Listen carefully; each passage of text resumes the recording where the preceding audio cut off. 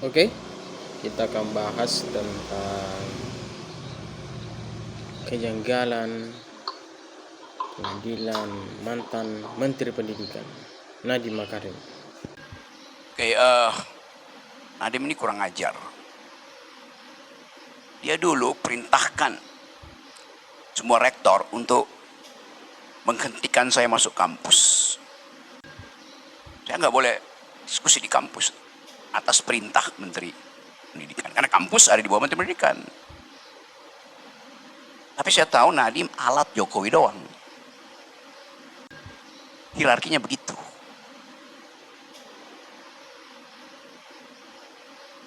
Jadi faktor itu saya hitung dulu sebelum saya terangkan mengapa bagi saya pengadilan Nadiem ini adalah cacat logika dan harus dibatalkan. Ya, tapi sudah diputuskan, oke. Tadi saudara siapa namanya tadi, Mas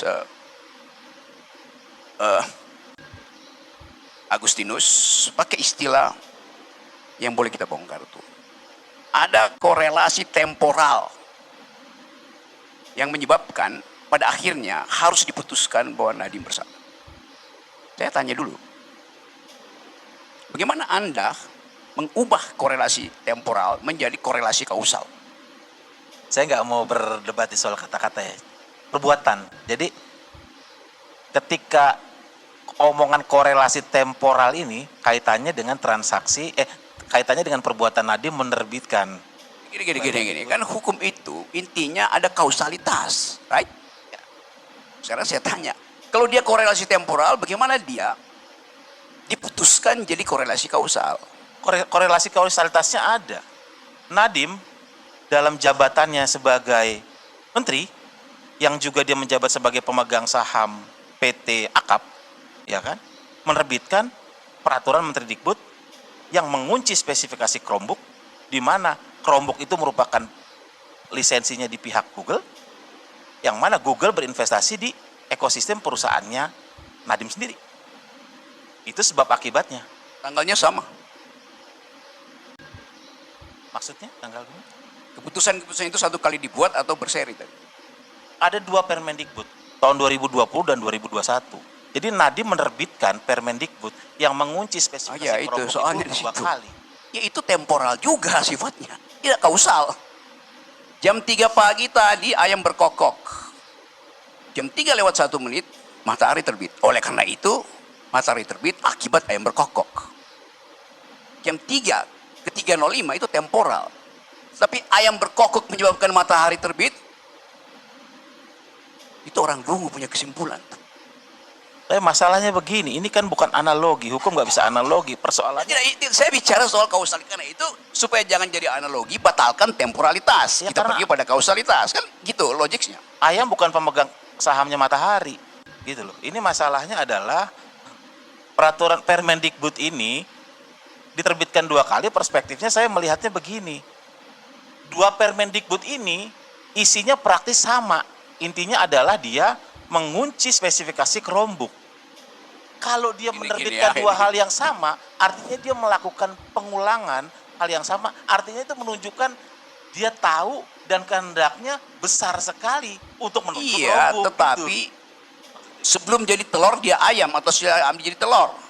Kan tetap yang kita mau buktikan kausalitasnya. Anda tadi pakai istilah korelasi temporal. Kapan korelasi temporal itu berubah jadi kausal? Kan simpelnya begitu. Diralat sedikit Bang Rocky.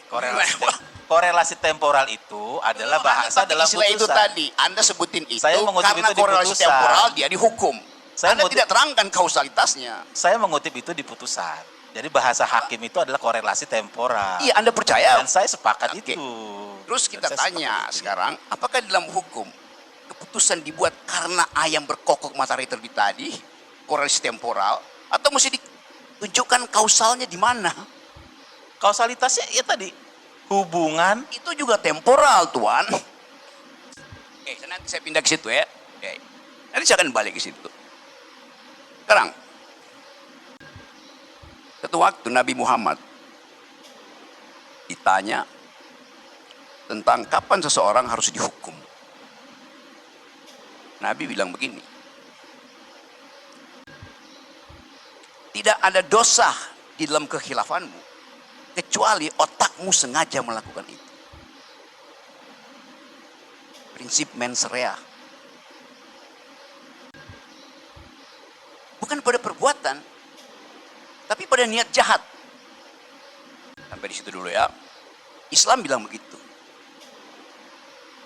Satu waktu Nabi Sulaiman di depan mejanya diletakkan seorang bayi, hasil perselisihan dua perempuan. Klaimnya sama kuat, ini bayi saya, tidak ada saksi.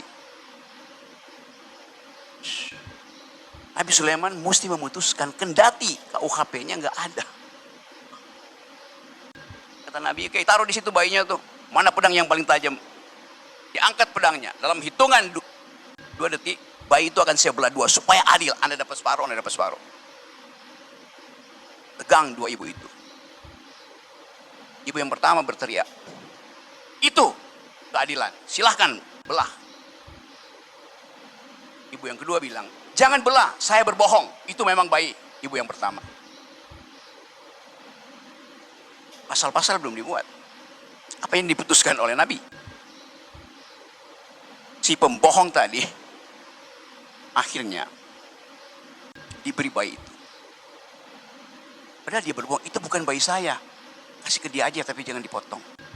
Jangan dibelah dua. Moralnya adalah mens rea dari ibu itu jahat. Karena dia berbohong. Tetapi perbuatannya justru baik. Dia tidak ingin bayinya itu dibunuh, karena itu dia akan berbohong. Itu bukan bayi saya. Daripada dilihat bayinya dibunuh, dia bilang silahkan ambil bayi itu. Lalu bayi si ibu yang minta dibunuh tadi terima itu. Pada saat yang sama Nabi Sulaiman bilang dia yang bersalah.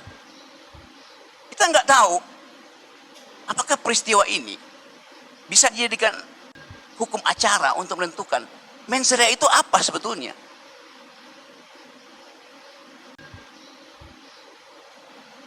Kan orang mau cari mens reanya tuh. Mens rea itu pada orang, bukan pada korporasi, bukan pada jabatan publik, bukan pada pemimpinan. Kalau hasil rapat 5 orang, mens reanya apa? Nggak ada mens rea dalam rapat 5 orang. Tidak ada mens rea dalam pembuatan kebijakan. Mens rea ada pada seorang manusia yang sadar dan dia lakukan itu. Hanya itu yang namanya mens rea. Jadi kalau soal konsep-konsep dasar, hakim nggak ngerti, pengamat nggak ngerti, komentator nggak ngerti. Bagaimana kita mau berdebat? Kan debat itu mesti ada dasarnya tuh.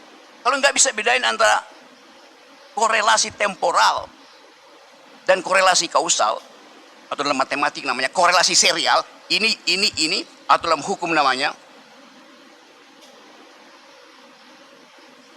apa istilahnya dalam hukum tuh?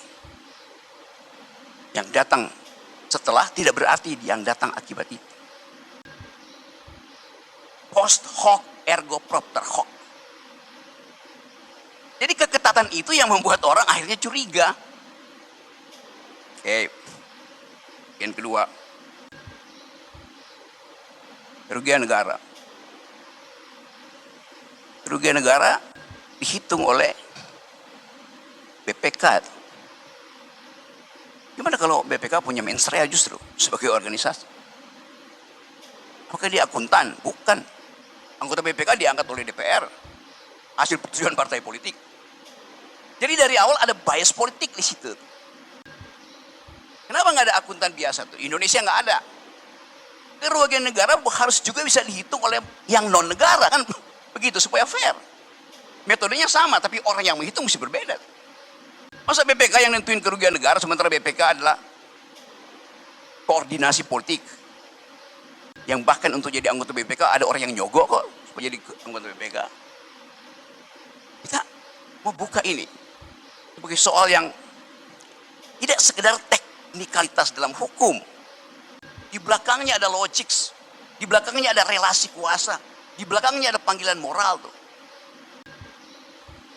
Bagian 2 tadi, sekarang bagian 3 terakhir. Beberapa waktu lalu saya kasih kuliah umum di ITB itu. Datang 2 anak. Mereka bilang mereka dapat penghargaan dari NASA karena berhasil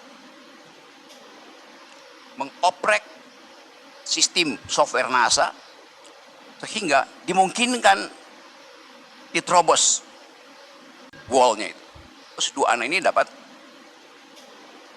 penghargaan dari NASA. ITB kemudian kasih dua anak ini beasiswa sampai lulus PhD.